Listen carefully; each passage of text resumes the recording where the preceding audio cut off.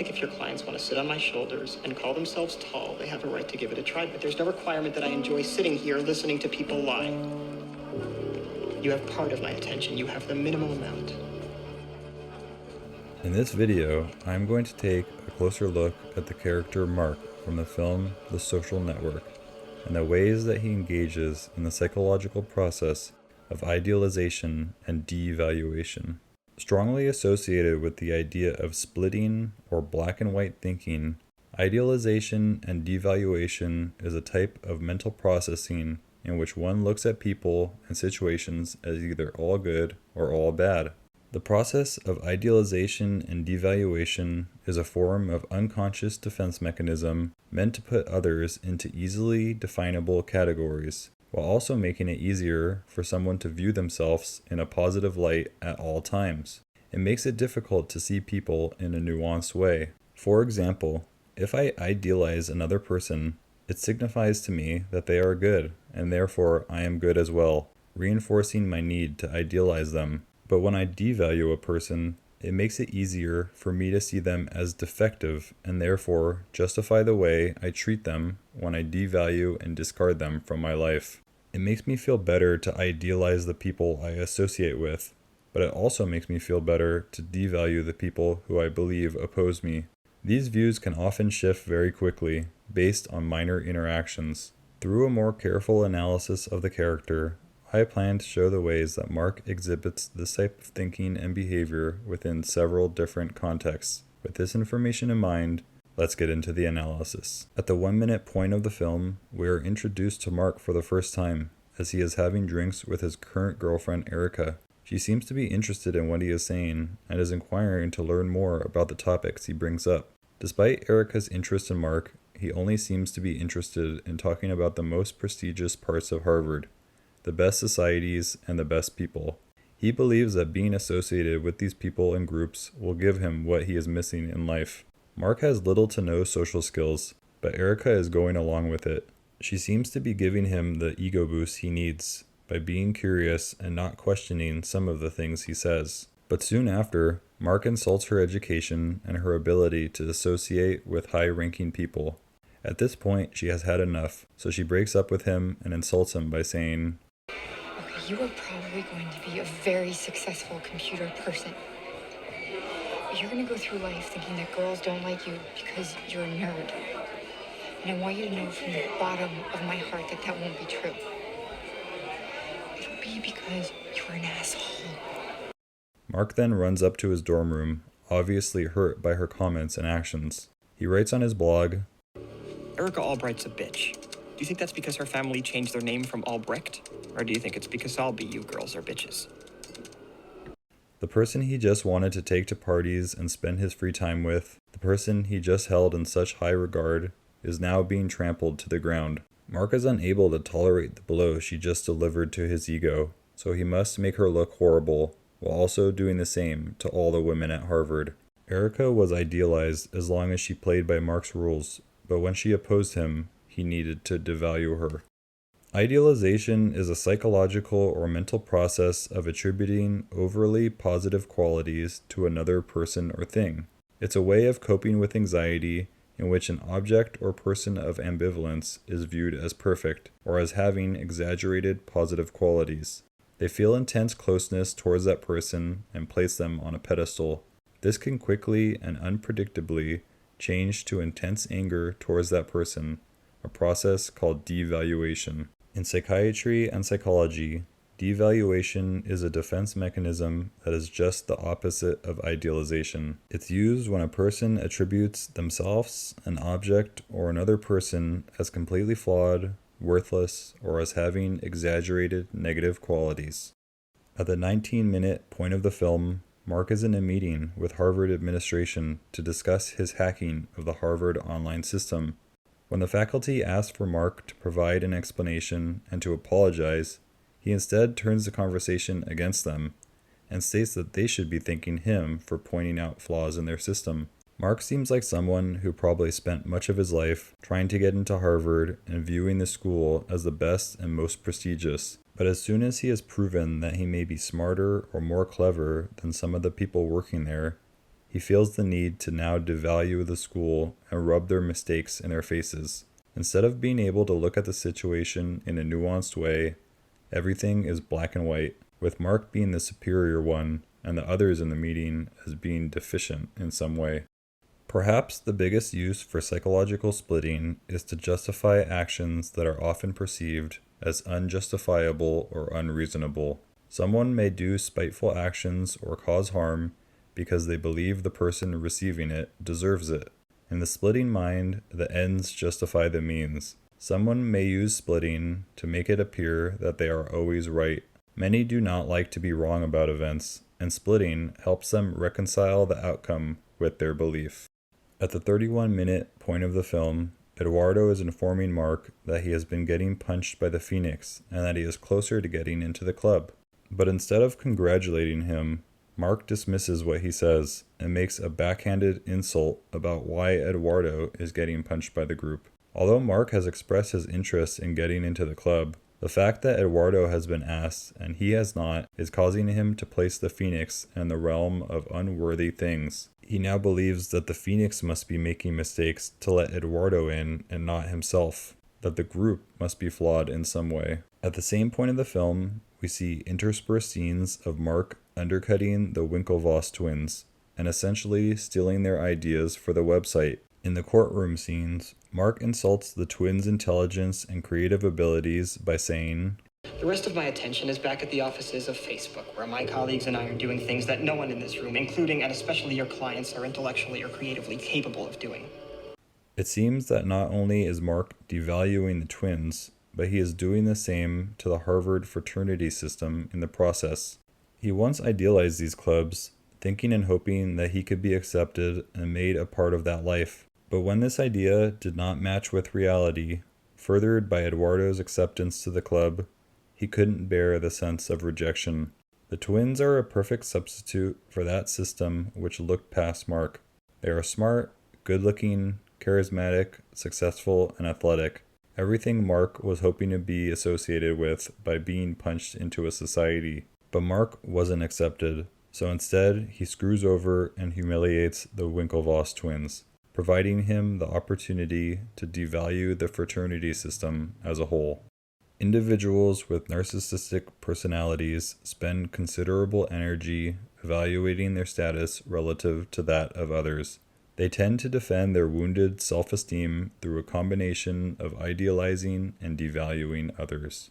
When they idealize someone, they feel more special or important by virtue of association with that person. When they devalue someone, they feel superior. Therapists who work with such individuals tend to feel unreasonably idealized, unreasonably devalued, or simply disregarded. A characteristic pathogenic belief about others is, others enjoy riches, beauty, power, and fame. The more of those I have, the better I will feel. At the 1 hour, 4-minute point of the film, Eduardo explains how he and Mark went to several meetings with investors when they were looking to go public. Eduardo says he wishes Mark was asleep, as it looks like Mark is trying his best to sabotage the meetings, expressing his severe disinterest. If Mark is not impressed by the people he is meeting, if they are not within his sphere of those who can be idealized, those who are good enough, he then puts them into the defective category and treats them like they don't exist. They then proceed to meet Sean for the first time. The meeting is in a high-scale restaurant. All their food and drinks are bought for them, and Sean is charismatic and impressing them with his fabulous stories. Sean's backstory and current presentation are the perfect fit for Mark to idealize. Mark instantly puts Sean on a pedestal and is ready and willing to agree with anything he says. It also helps that Sean tells Mark everything he wants to hear, providing a type of narcissistic supply. He gives Mark the positive esteem that Mark can't get from himself and instead looks for from others. Eduardo then says, "He owned Mark after that dinner." Or in other words, Sean provided the ego boost that Mark needed, and in turn, Mark idealized Sean to a high degree. Narcissistic supply is a form of psychological addiction and dependency, where the narcissist demands constant importance, special treatment, validation, and/or appeasement in order to feel good about him or herself. This insatiable craving to be put on a pedestal explains to a large extent the narcissist's sense of conceit, entitlement, and self-absorption. In order to constantly fill their supply, many narcissists deliberately find or create scenarios where they can regularly receive attention and the feeling of infallibility. They desperately depend on this supply to compensate for their inner emptiness and relieve their fragile self-esteem. At the 1 hour, 23-minute point of the film, Mark goes to a club with Sean in San Francisco. Sean continues to butter him up, alluding to ideas of unlimited power, wealth, and success. He has 2 beautiful women with them in their VIP area to make things even more enticing for Mark. Sean talks about having the company on 2 different continents and making lots of money. The more he feeds Mark's ego, the more Mark idealizes him and wants him to stay around. Why would Mark want to part from a person who filled the empty hole that was inside of him? Mark proceeds to ask Sean to live at their house, making it that much easier to maintain his supply of esteem. At the 1 hour, 36-minute point of the film, Mark calls Eduardo on the phone after Eduardo had frozen the bank accounts. Mark is steaming mad, yelling about the way he jeopardized the company. He insults Eduardo quite a few times here, but Eduardo doesn't really catch it, as his bed is being lit on fire by his girlfriend at the same time. Mark is feeling an extreme reaction to a relatively minor move made by Eduardo. Instead of being able to solve it or talk about it in a reasonable way, Mark is acting as if this was a direct attack on him and who he is as a person. By going against his wishes, Eduardo has delivered a narcissistic injury to Mark. He has enacted a move that might seem harmless to others, but is perceived as a direct threat to Mark's unstable ego. Mark then asks Eduardo to come back to California, seemingly for positive reasons, but in fact, it is a way to retaliate for the injury he suffered. A narcissistic injury occurs when narcissists react negatively to perceived or real criticism or judgment, boundaries placed on them, and/or attempts to hold them accountable for harmful behavior. It also occurs when a person does not accommodate a narcissist's insatiable need for admiration, special privileges, praise, etc. It can also come out when a person with no malintent does not meet the narcissist's impossible to achieve desires for high levels of praise and admiration. At the 1 hour, 41-minute point of the film, Eduardo has returned to the company headquarters to sign some remaining documents with the lawyer. He slowly realizes what he's been asked to sign, which are documents confirming his shares in the company and their dilution to a value near zero. We could say that the shares were diluted, but we could also say that they were devalued, just like what has been done to everyone else in Mark's life. The person who was once Mark's best and only friend, the co-founder of the company, was essentially kicked out for not continuing to praise Mark and tell him that all the decisions he was making were correct. Eduardo had been questioning Mark for some time, and this didn't jive with what makes Mark feel good about himself. Any type of dissent seems to be intolerable for Mark, and so he reacts in an extreme way. Eduardo says, And I'll bet what you hated the most is that they identified me as a co-founder of Facebook, which I am. You better lawyer up, asshole, because I'm not coming back for 30%. I'm coming back for everything. He now understands Mark's underlying psychology and the fact that he needs to be the best at all costs, without regards for others' needs. But he has realized this too late, costing him his shares in the company. If other people mirror the self-aggrandized self of the narcissist, they are included in the narcissist's idealized bubble. Hence, people may report that their experience of a narcissist was that they were charming and flattering, but disagreement or criticism by another person, a board of directors, or an electorate is experienced as a narcissistic injury. Narcissistic injuries do not feel like hurt feelings. They feel like the narcissist's very self is being attacked. The narcissist needs constant reassurance that they are special and can spin out of control and attack others venomously when feeling unappreciated. At the 1 hour, 50-minute point of the film, Sean has just been arrested for drug possession and being with underage girls. He calls Mark from jail, and Mark is worried about this event becoming public news. Sean seems paranoid, exposing a part of himself that wasn't revealed before, and asks Mark if things will be okay. We can see from Mark's facial expression and the tone of his voice that he has already begun the process of devaluing Sean. Mark doesn't want to be associated with someone who could make those types of mistakes, as he believes that he himself is perfect and would not make those mistakes himself. It's important for him to psychologically distance himself from Sean now that he sees the ways he may be defective. Not too long ago, Sean was the greatest person in the world, someone who Mark wanted to be around at all costs, someone who he jeopardized his real friendships for. But now, Mark seems to be plotting a way to move away from this relationship.